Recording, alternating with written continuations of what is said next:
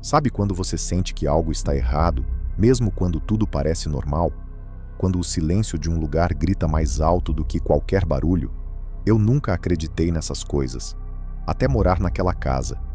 Meu nome é Amanda, e essa história aconteceu em 2013, quando eu e minha mãe nos mudamos para uma casa no interior de São Paulo, na cidade de Ibitinga.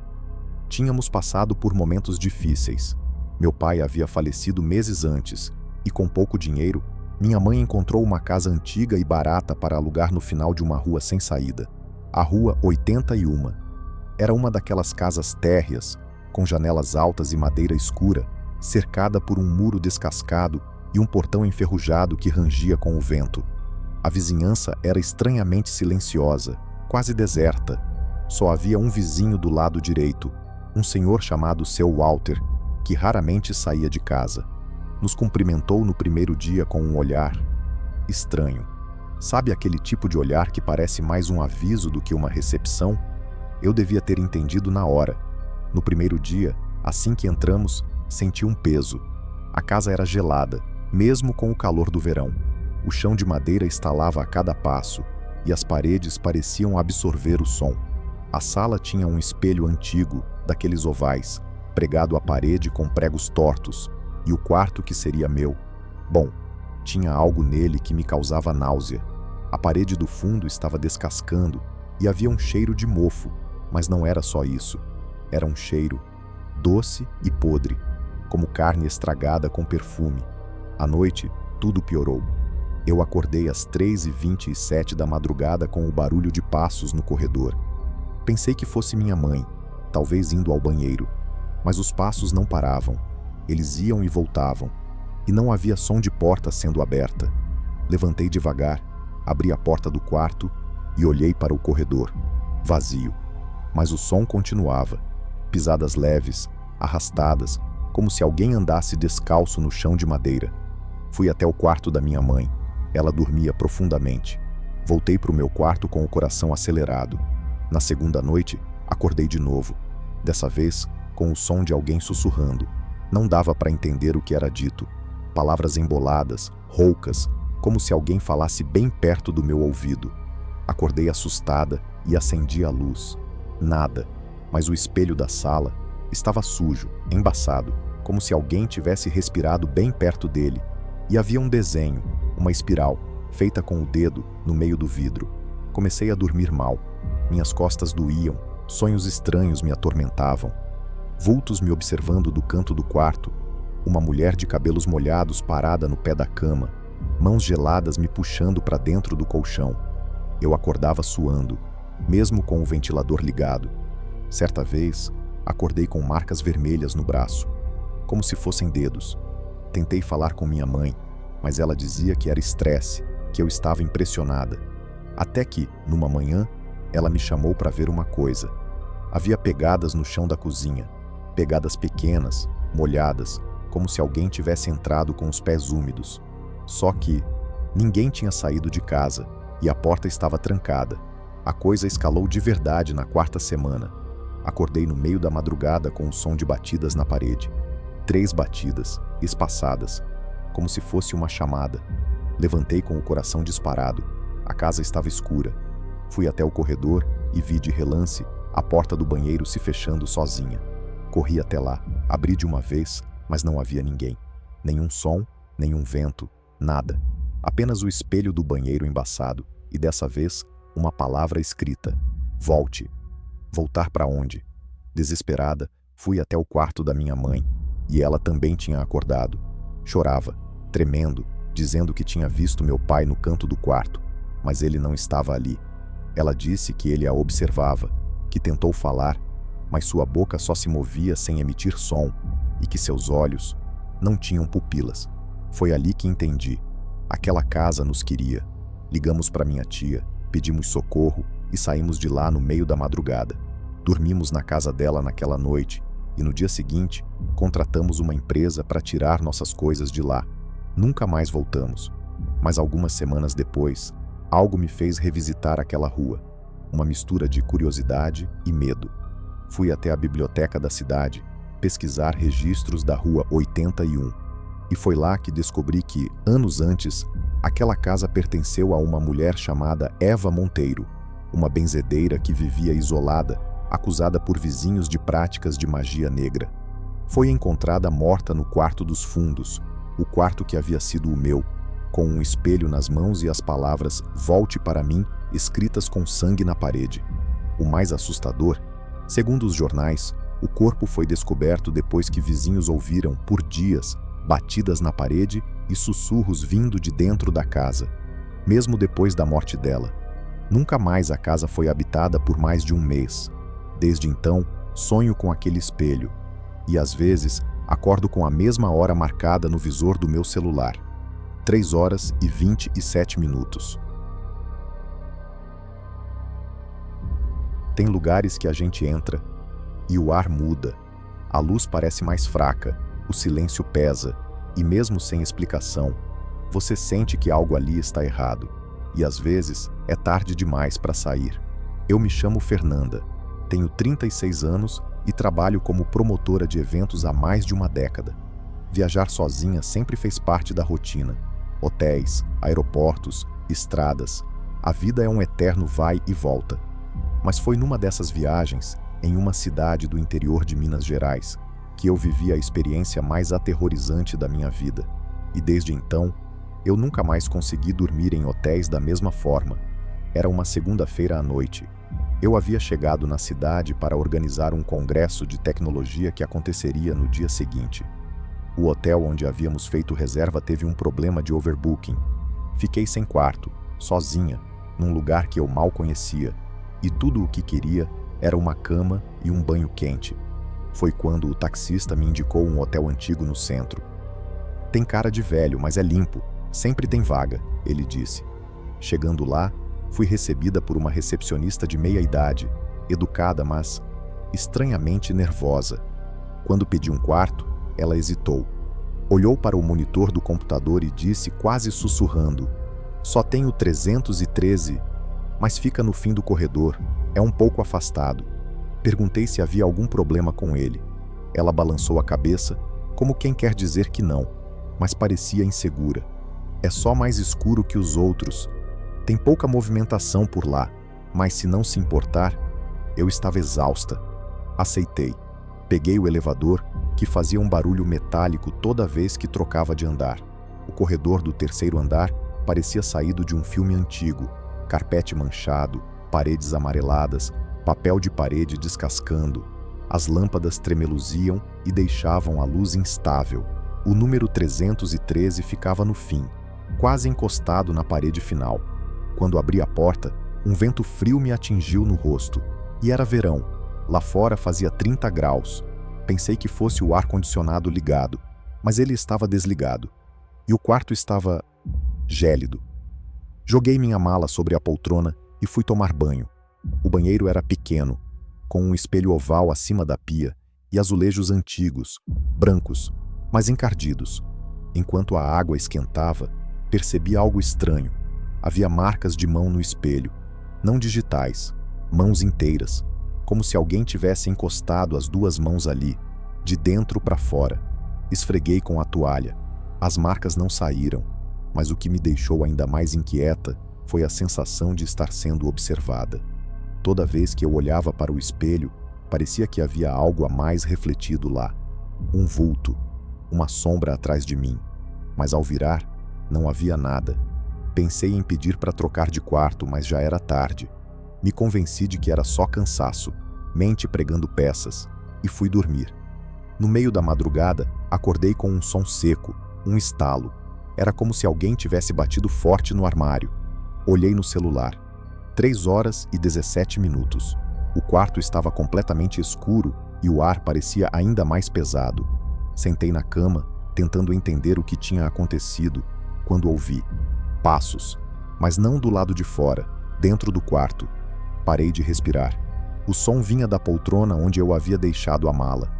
Os passos eram lentos, firmes, arrastados, como se alguém estivesse caminhando de forma lenta e pesada em minha direção. Me deitei de novo e fechei os olhos com força.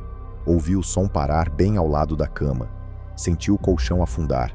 Eu estava imóvel, Meu coração batia tão alto que parecia preencher o quarto inteiro. E então, veio o som mais perturbador da minha vida. Uma respiração, bem no meu ouvido, lenta, fria, real, e uma voz, baixa, rouca, como se viesse de alguém que não respirava direito. Você demorou, gritei. Acendi o abajur e, nada. Não havia ninguém no quarto. A poltrona estava virada, minha mala, aberta. Tudo estava diferente do que eu havia deixado. Corri até a recepção. A recepcionista parecia esperar por isso. Ela apenas disse: "O 313?" Assenti, ainda em choque. Foi então que ela contou. O quarto 313 havia sido interditado por um tempo. Anos atrás, um vendedor chamado Samuel se hospedou ali por semanas. Nunca saía do quarto. Sempre pedia refeições para cima. Um dia, parou de atender as ligações. Quando encontraram ele enforcado no banheiro. Deixou um espelho virado para a parede e palavras riscadas na madeira com as unhas. A frase era: "Se eu olhar de novo, ele volta." Desde então, hóspedes relatavam sensações estranhas, sombras, objetos se mexendo sozinhos, vozes que sussurravam no escuro. Mas como não havia nenhuma prova concreta, o hotel reabriu o quarto. Depois daquela noite, nunca mais consegui dormir tranquila em um quarto de hotel.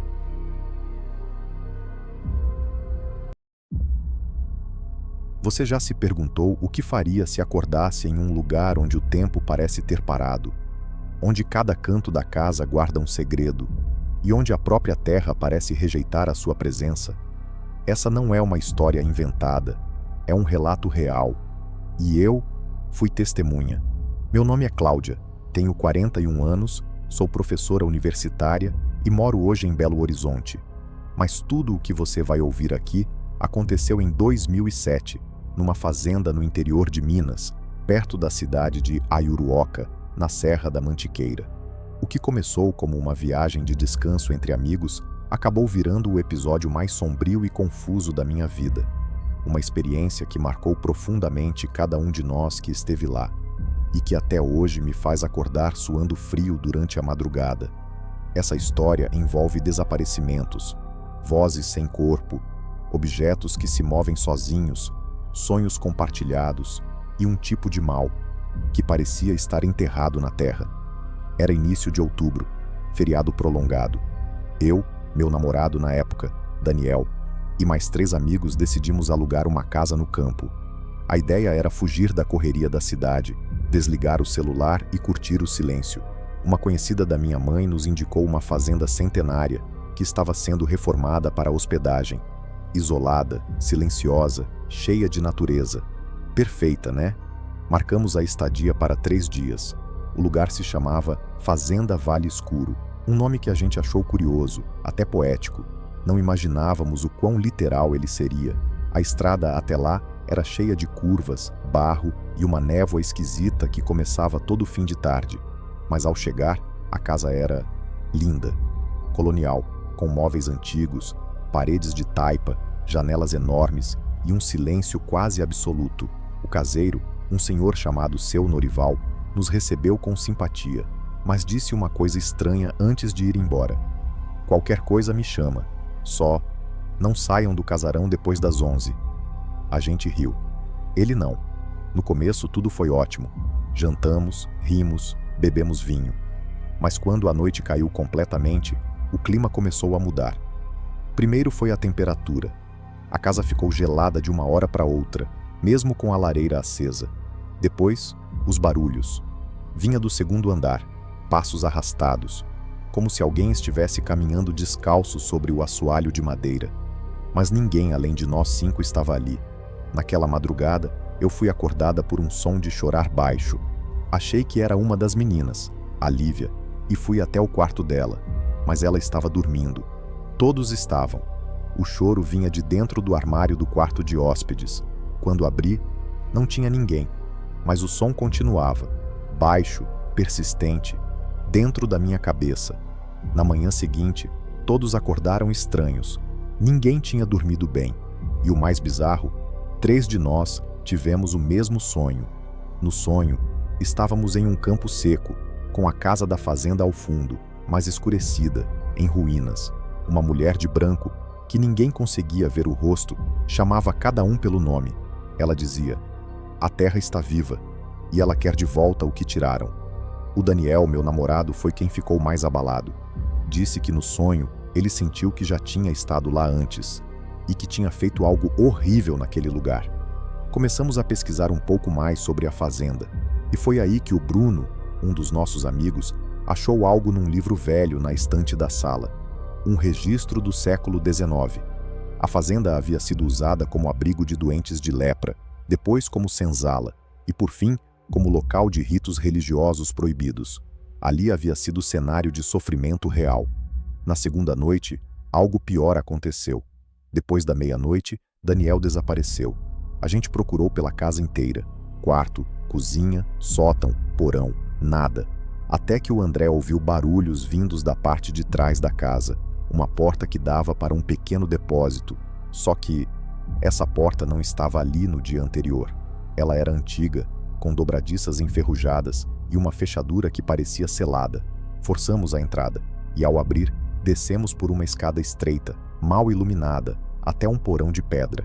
Ali estava Daniel, deitado no chão, com os olhos abertos, em choque. Ele não dizia uma palavra, apenas olhava fixamente para a parede, onde havia marcas de mãos.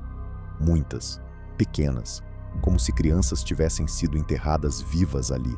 Queríamos ir embora imediatamente, mas ao tentar sair com o carro, a estrada simplesmente não estava mais lá. Em vez do caminho que usamos para chegar, havia apenas neblina, uma parede branca que engolia tudo. Voltamos para casa em desespero, e naquela noite, todos ouvimos a mulher do sonho.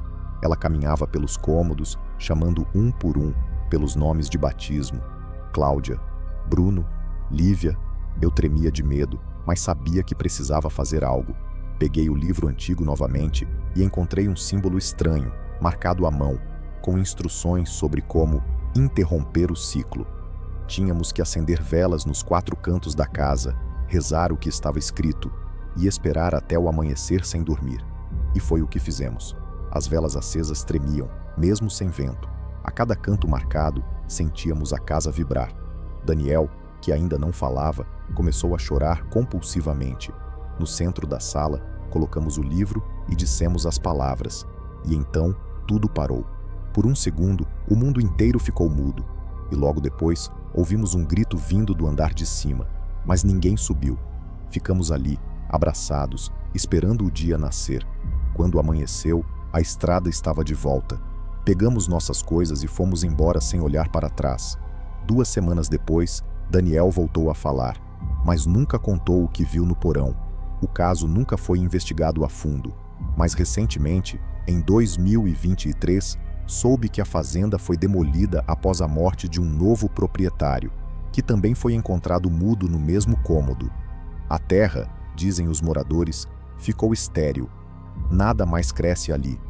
E aquela neblina ainda aparece ao entardecer. Essa foi a minha história.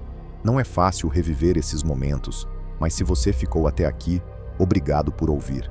Tem coisas que a gente vive que a ciência não explica. E tudo que eu posso dizer é: ouça sua intuição. Se um lugar parece errado, é porque provavelmente é. Se essa história te arrepiou, deixa seu like aqui embaixo. Isso ajuda muito o canal a crescer. Se inscreve também, porque toda semana tem histórias reais e bizarras como essa.